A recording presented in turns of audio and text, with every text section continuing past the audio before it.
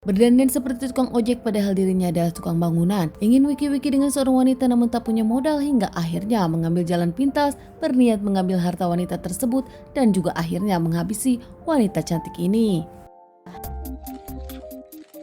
Kisah nyata yang aku ceritakan kali ini terjadi di Pulau Dewata, Bali. Seorang wanita bernama Dwi Parika berusia 23 tahun ditemukan di homestay yang disewanya dengan kondisi tak bernyawa dan juga kondisinya tragis. Dwi wanita cantik ini berstatus sebagai janda, punya anak satu, dirinya pun berumah tangga dengan sang suami tak lama, kini jadi single mother. Pernah menikah dengan sang suami usai dirinya lulus SMA, namun rumah tangganya tak baik-baik saja hingga keduanya kerap cekcok dan memilih bercerai. Pasca Dwi bercerai dari sang suami, Dwi sendiri tak ada penghasilan, bahkan dirinya bingung untuk nafkah sang anak. Menitipkan sang anak sematawayang kepada orang tuanya, Dwi sendiri akhirnya mengikuti jejak sang teman. Teman Dwi memang sudah ada di Bali, bahkan sukses di Bali, hingga akhirnya demi keluarga dan demi anak sematawayang, Dwi pun menyusul sang teman akan bekerja di Bali.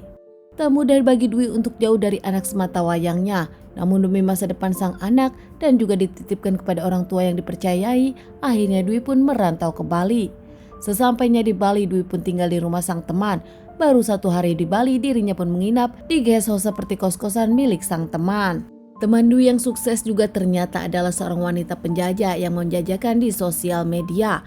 Dirinya pun menerima tamu di guest house tersebut, hingga akhirnya menceritakan kepada Dewi dan Dewi pun tertarik. Bahkan tak lama, Dewi pun memasang foto profilnya di sosial media tersebut. Namun baru hari kedua Dwi tinggal di kosan tersebut, ternyata Dwi ditemukan sudah tak bernyawa oleh sahabatnya. Sahabatnya nampak menjerit meminta bantuan kepada para penghuni kosan lain dan tak lama membawa Dwi ke rumah sakit untuk dilakukan otopsi. Dwi ditemukan dengan kondisi yang cukup tragis di dalam kosan guest house yang ditempatinya sendiri. Setelah menginap 1 hari di kosan temannya, Dwi pun memilih kos sendiri. Saat itu pihak kepolisian pun langsung menyelidiki kasus ini. Hasil otopsi Dwi menyatakan kalau Dwi mendapatkan banyak tikaman usai dirinya melakukan hubungan suami istri. Pihak kepolisian pun langsung datang ke TKP, menginterogasi orang-orang di sekitar dan menyelidiki kasus ini. Hingga tak lama pihak kepolisian pun melihat CCTV setempat.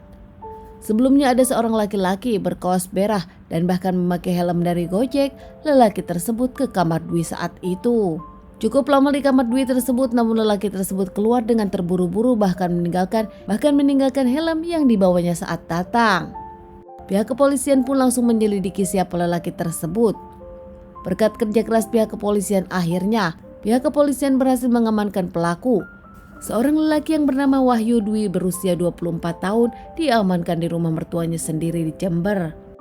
Wahyu mengungkapkan kalau dirinya memang pelakunya dengan motif memang berencana untuk merampok mengambil semua harta benda milik Dwi. Wahyu mengungkapkan saat itu dirinya memang melakukan dengan rencana. Merantau dari Jember ke Bali, Wahyu bekerja sebagai tukang ojek namun tak ramai hingga akhirnya dirinya pun bekerja menjadi tukang bangunan. Malam itu Wahyu pun ingin wiki-wiki namun dirinya tak punya uang. Mencari wanita di sosial media hingga akhirnya Wahyu menemukan Dwi yang baru saja membuat aplikasi. Berkenalan di sosial media aplikasi tersebut hingga akhirnya tawar-menawar. Wahyu sendiri mendapatkan harga 1 juta dari Dwi dan mereka pun akan wiki-wiki di guest house yang baru saja disewa oleh Dwi.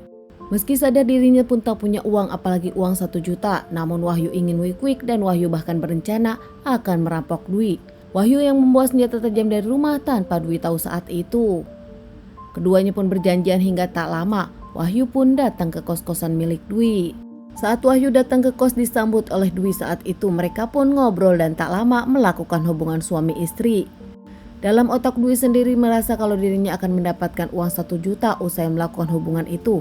Namun tanpa Dwi tahu, saat dirinya selesai melakukan wiki-wiki dan langsung ke kamar mandi, Dwi sendiri tak tahu Wahyu membawa handphone dan juga uang milik Dwi.